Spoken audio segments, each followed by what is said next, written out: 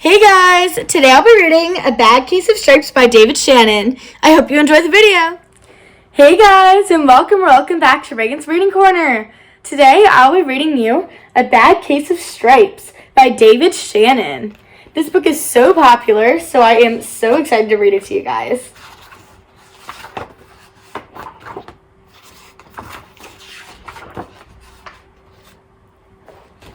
Camilla Cream loved lima beans, but she never ate them. All of her friends hated lima beans, and she wanted to fit in. Camilla was always worried about what other people thought of her.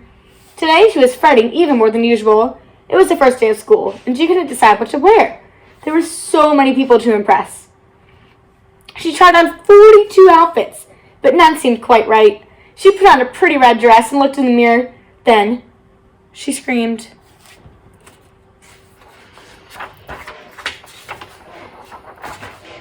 Her mother ran into the room and she screamed too. "Oh my heavens!" she cried. "You're completely covered in stripes!" This was certainly true. Camilla was striped from head to toe. She looked like a rainbow. Mrs. Cream felt Camilla's forehead. "Do you feel all right?" she asked. "I feel fine," Camilla answered. "But just look at me!" "You get back in bed this instant," her mother ordered. "You're not going to school today." Camilla was relieved. She didn't want to miss the first day of school, but she was afraid of what other kids would say. She had no idea what to wear with those crazy stripes. That afternoon, Dr. Bumble came to examine Camilla. "Most extraordinary!" he exclaimed. "I've never seen anything like it. Are you having any coughing, sneezing, runny nose, aches, pains, chills, hot flashes, dizziness, drowsiness, shortness of breath, or uncontrollable twitching?" "No," Camilla told him. "I feel fine." "Well then," Dr. Bumble said, turning to Miss Cream, "I don't see any reason why she shouldn't go to school tomorrow. Here's some ointment that should help clear up those stripes in a few days. If it doesn't, you know where to reach me." And off he went. The next day was a disaster. Everyone at school laughed at Camilla. They called her Camilla Crayon and Night of the Living Lollipop. Then she tried her best to act as if everything were normal. But when the class did the Pledge of Allegiance, her stripes turned red, white, and blue. And she broke out in stars. The other kids thought this was great. One yelled, "Let's see some purple polka dots." Sure enough, Camilla turned all purple polka dotty. Someone else shouted, "Checkerboard!" And a pattern of squares covered her skin. Soon, everyone was calling out different shapes and colors, and poor Camilla was changing faster than you can change channels on a TV. That night, Mr. Harms, the school principal, called. "I'm sorry, Mrs. Cream. I'm going to have to ask you to keep Camilla home from school. She's just too much of a distraction." And I've been getting calls from the other parents. They're afraid those stripes may be contagious. Camilla was so embarrassed. She couldn't believe that 2 days ago everyone liked her. Now, nobody wanted to be in the same room with her. Her father tried to make her feel better. "Is there anything I can get you, sweetheart?" he asked.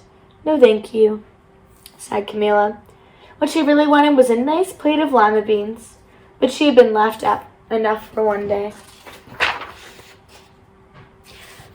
Well, yes, I see," Dr. Bumble mumbled when Mr. Cream phoned the next day. "I think I better bring in the specialist. We'll be right over." About an hour later, Dr. Bumble arrived with 4 people in long white coats. He introduced them to the Creams.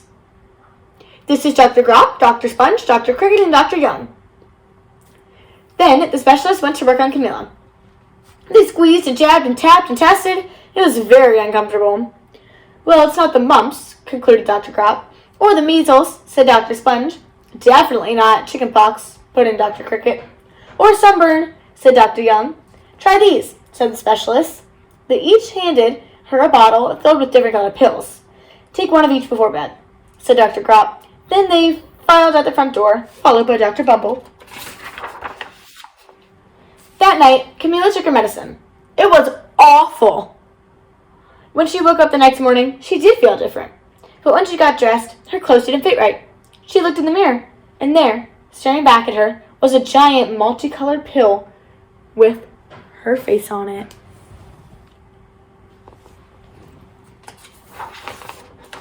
Dr. Bumble rushed over as soon as Mrs. Cream called, but this time, instead of the specialists, he brought the experts. Dr. Gord and Mr. Mellon were the finest scientific minds in the land. Once again, Camilla was poked and prodded, looked at and listened to. The experts wrote down lots of numbers. Then they huddled together and whispered. Dr. Gord finally spoke. "It might be a virus," he announced with authority. Suddenly, fuzzy little virus balls appeared all over Camilla. Or possibly some form of bacteria?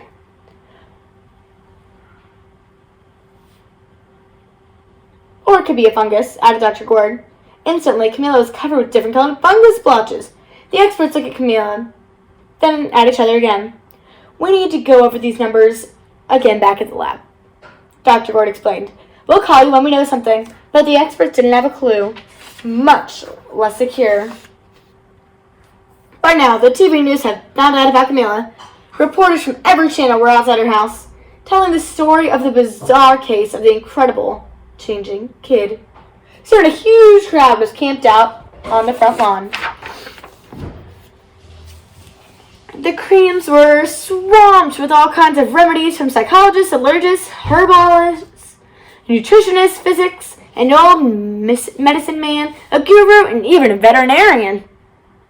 Each so-called cure only added to poor Camilla's strange appearance until it was too hard to even recognize her. She sprouted roots and berries and crystals and feathers and a long furry tail. But nothing worked. One day, a woman who called herself an environmental therapist claimed she could cure Camilla. "Close your eyes," she said. "Breathe deeply and become one with your room." "Oh, I wish you hadn't said that," Camilla groaned. Slowly, she started to melt into the walls of her room. Her bed became her mouth. Her nose was a dresser. And 2 paintings were her eyes. The therapist screamed and ran from the house. "What are we going to do?" cried Mrs. Cream.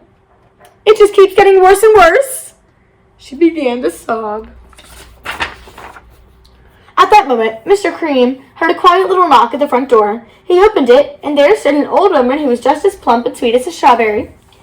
"Excuse me," she said brightly, "but I think I can help." She went into Camilla's room and looked around. "My goodness," she said with a shake of her head. "What we have here is a big case of stripes. One of the worst I've ever seen." She pulled a container of small green beans from her bag. "Here, these might do the trick." "Are those magic beans?" asked Mrs. Cream. "Oh my, no. There's no such thing. These are just plain old lima beans. I'll bet you'd like some, wouldn't you?" she asked Camilla. Camilla wanted a big, heaping plate of lima beans more than just about anything, but she was still afraid to admit it. "Yuck," she said. "No one likes lima beans, especially me."